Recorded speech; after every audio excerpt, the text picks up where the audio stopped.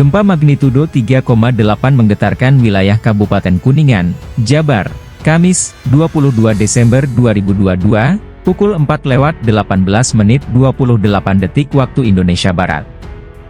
Badan Meteorologi, Klimatologi, dan Geofisika, BMKG, menyebut, epicenter gempa terletak pada koordinat 6,99 LS dan 108,48 BT, atau tepatnya berlokasi di darat pada jarak 1 km barat daya Kabupaten Kuningan, dengan kedalaman 5 km.